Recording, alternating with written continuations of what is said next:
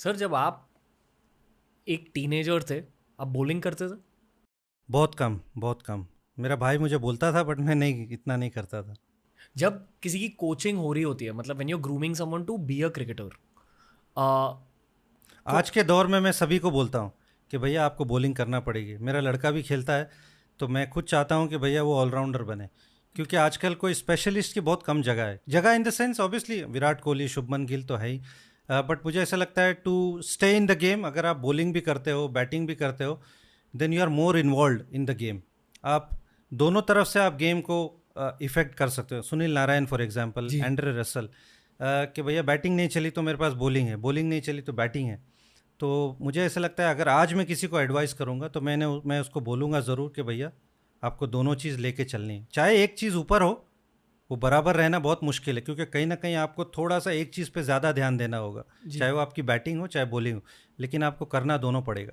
आप और कोई स्पोर्ट्स देखते हो? मैं टेनिस देखता था बहुत, मैं पीट सैम्प्रस का बहुत बड़ा फ़ैन था, स्टेफी ग्राफ का, रॉजर फेडरर का। जी। तो वो मैं तो करीब 86-87 से देखते आ रहा हूँ। अब जब से फेडरर रिटायर हुआ है मैं नहीं देख रहा हूँ। हर स्पोर्ट में बदलाव आते रहते हैं। हम्म। करेक्ट, मतलब for example even T20, I think मेरे लाइफ में 3 बार T20 बदल चुकी है। हम्म।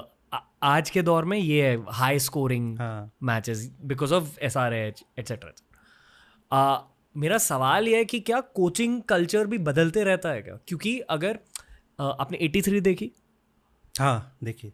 अ, मेरी आई एम 93 बॉर्न, हम्म। मेरी एज के लोगों के लिए और जेन जीज के लिए Kapil Dev's world cup win is shown to us through 83। मतलब वहाँ से हमें पता चला है कि अच्छा 83 में हम्म। ये है।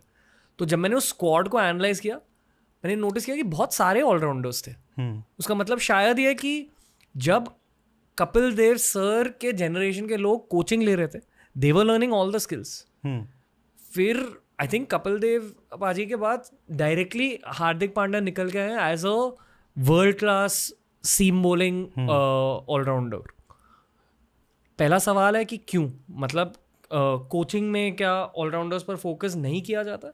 और दूसरा सवाल है कि क्या बदलाव आ रहे हैं, जो आपने कहा कि you need to be able to bowl as well hmm. Ideally.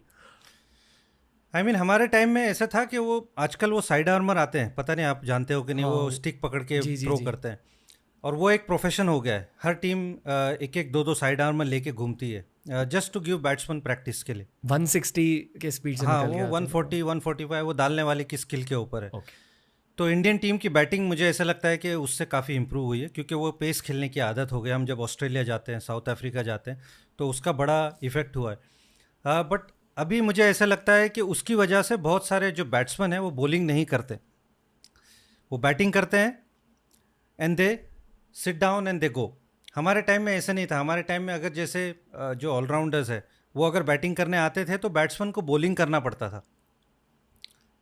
But अब क्या हो गया है कि इतने नेट बॉलर आ जाते हैं, इतने साइड आर्मर आ जाते हैं कि आप अगर बॉलिंग नहीं करोगे तो चल जाएगा।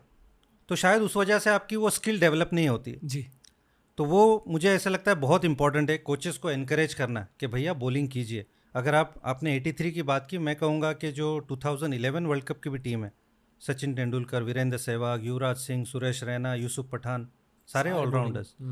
आज की टीम में अगेन वो चीज़ नहीं है। शुभमन गिल बॉलिंग नहीं करते, सूर्य कुमार यादव बॉलिंग नहीं करते, रोहित बॉलिंग बंद कर दिया, विराट नहीं बॉलिंग करते।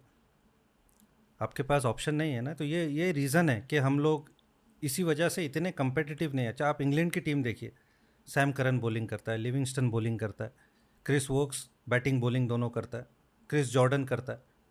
उस वजह से आप ऑस्ट्रेलिया की टीम देखो, पैट कमिंस बैटिंग भी करता है, बॉलिंग करता है, मिचेल स्टार्क कर लेता है, मिचेल मार्श, मार्कस स्टोइनिस।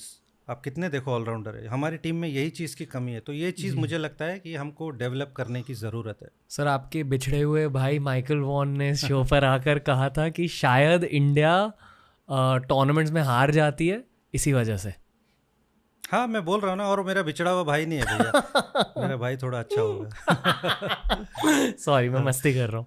नहीं नहीं, ठीक है। नहीं, आई थिंक मैंने बोला ना आपको कि ये वन ऑफ द रीज़न है, कि हमारे पास ऑप्शन नहीं होते। हम जी। जैसे T20 में कई मरतबा ऐसा हुआ है कि हमारे पास 5 ही बॉलर है, हमारे पास छठा भी ऑप्शन नहीं है ना। हम विराट कोहली की तरफ देखते हैं कि भैया, ये प्रेस कॉन्फ्रेंस में एक दो बार बोला भी है ना रोहित ने।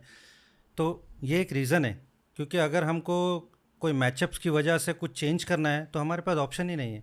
या किसी बॉलर का ख़राब दिन जा रहा है फॉर एग्जांपल, तो हम उसको रोक नहीं सकते, हमको उसको 4 ओवर डलाना ही पड़ेगा। जी। या अगर 10 ओवर का मैच है, 50 ओवर मैच, तो हमको 10 ओवर डलाना पड़ेगा। ये दूसरी टीम हो जिसके पास ऑलराउंडर्स है, तो आप हो सकता है कि भैया जिसका ख़राब दिन जा रहा है तो आप उसको 6 ओवर करा दो, 7 ओवर करा दो, उसको मत कराओ आगे। जी आप जी। दूसरे से वो 3-4 ओवर कवर कर लो। वो हमारे पास वो ऑप्शन नहीं है। तो ये मुझे लगता है कोचिंग पर्सपेक्टिव से भी बहुत इंपॉर्टेंट है कि भैया आप इनकरेज करो बैटर्स लोगों को कि भैया आके बॉलिंग करो, आके बॉलिंग करो, और फिर मैच में उनको बॉलिंग भी दो। और यही एक प्रॉब्लम मुझे ये इम्पैक्ट सबसे भी है जो ये आईपीएल के अंदर है, ये हमारे ऑलराउंडर्स को एनकरेज नहीं कर रही है बॉलिंग कराने के लिए। आप देखिए Shivam Dubey world cup team में सिलेक्ट हो गए हैं, लेकिन उन्होंने पूरे आईपीएल में बॉलिंग नहीं की है, और हम एक्सपेक्ट कर रहे हैं कि वो वर्ल्ड कप में हमारे 6th बॉलर है, बट उन्होंने बॉलिंग कहाँ की है मैच के अंदर। तो ये इम्पैक्ट सब का रूल अच्छा नहीं है हमारे इंडियन क्रिकेट के लिए। ये इम्पैक्ट सब का रूल जाना चाहिए अगर हम इंडियन क्रिकेट को बेटर करना चाहते हैं।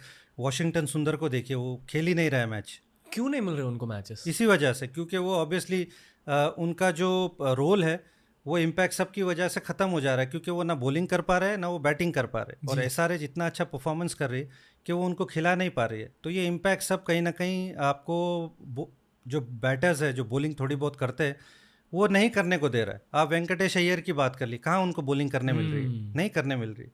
तो ये इम्पैक्ट सब का रूल इंडियन क्रिकेट के लिए अच्छा नहीं है। मतलब अगर मैं सारे यंग क्रिकेटर्स के बारे में सोचूं तो it's just Nitish Reddy, Washington सुंदर, रियान पराग, जो थोड़े बहुत बॉलिंग के लिए जाने जाते हैं। हम्म और कौन है सर?